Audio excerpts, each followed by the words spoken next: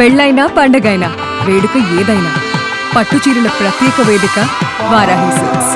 సాంప్రదాయానికి సౌందర్యానికి వారధి. రహదారి వ్యవస్థ విస్తరణ ఆధునీకరణలో కేంద్ర ప్రభుత్వం ఆంధ్రప్రదేశ్కి ప్రధానంగా కొత్తగా ఏర్పడుతున్నటువంటి రాజధాని అమరావతికి మరో వరాన్ని ప్రకటించింది.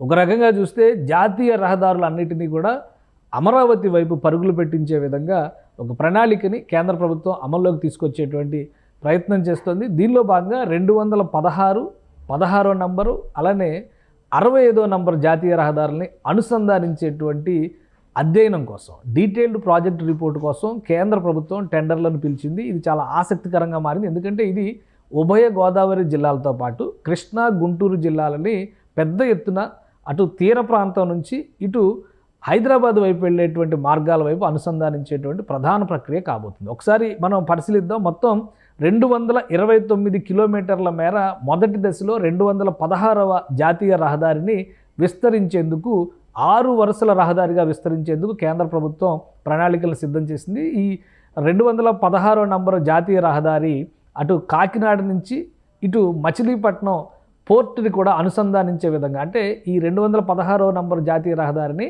16వ నంబర్ జాతీయ రహదారితో అనుసంధానించేటువంటి అంశాలపైన సాధ్యాసాధ్యాలను పరిశీలించేందుకు కేంద్రం టెండర్లను పిలుస్తుంది. అలానే మొదటి దశలో 229 కిలోమీటర్ల రహదారిని 6 వరుసల రహదారిగా విస్తరిస్తారు. రెండో దశలో మచిలీపట్నం నుంచి ఒంగోలు వరకు ఈ విస్తరణ పనులు జరుగుతాయి. ఇందులో కాకినాడ, మచిలీపట్నం, ఒంగోలు ఈ స్ట్రెచ్ డెవలప్మెంట్ జరిగేటువంటి క్రమంలో కాకినాడ నౌకాశ్రయానికి, మచిలీపట్నం నౌకాశ్రయానికి కూడా భారీ 6 వరుసల రహదారులతో అనుసంధానించబోతారు. అంటే ఇది చాలా ముఖ్యమైనటువంటి రహదారులు అవుతాయి. ముఖ్యంగా డీప్ వాటర్ పోర్ట్లకు కూడా ఇది కలిసి వచ్చేటువంటి రహదారి అవుతుంది. మరోవైపు NH16 అంటే కలకత్తా మద్రాస్ జాతీయ రహదారి ఈ 216వ నంబర్ జాతీయ రహదారితో తూర్పుగోదావరి జిల్లా, ఉమ్మడి తూర్పుగోదావరి జిల్లా కత్తిపూడి వద్ద ఇది కనెక్ట్ అవుతుంది. ఈ కనెక్టివిటీని కూడా ప్రాపర్గా ప్లాన్ చేసేందుకు కావాల్సినటువంటి DPR పైన అధ్యయనం చేసేందుకు రహదారుల శాఖ, కేంద్ర రహదారుల శాఖ ప్రణాళికలను సిద్ధం చేసింది. వీటితో పాటు అమరావతి ఇన్నర్ రింగ్ రోడ్డుకి, అమరావతి ఔటర్ రింగ్ రోడ్డుకి కూడా ఈ కనెక్టివిటీ వచ్చేలాగా ప్రణాళికను సిద్ధం చేస్తారు.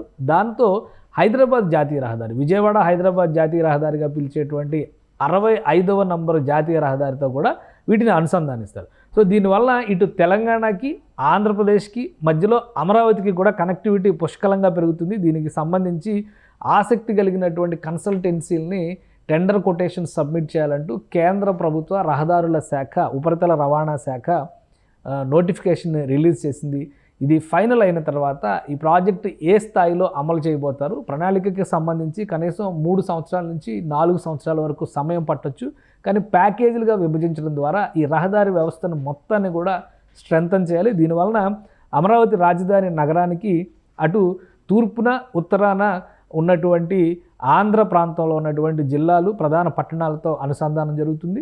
ఇటు తెలంగాణలో ఉన్నటువంటి హైదరాబాదు, సూర్యాపేట, ఖమ్మం లాంటి ప్రధాన పట్టణాలతో అనుసంధానం జరిగేటువంటి అవకాశం ఉంటుంది. అలానే నేషనల్ హైవే 16కి కనెక్ట్ చేయడం వలన అటు చెన్నైకి వెళ్ళేటువంటి రహదారితో కూడా అనుసంధానించినట్టు అవుతుంది. సో ఈ బృహత్తర ప్రణాళికని కేంద్ర ప్రభుత్వం అమల్లోకి తీసుకురావాలని డిసైడ్ చేసింది. దీనికి సంబంధించినటువంటి టెండర్ నోటిఫికేషన్ కూడా రిలీజ్ చేసింది.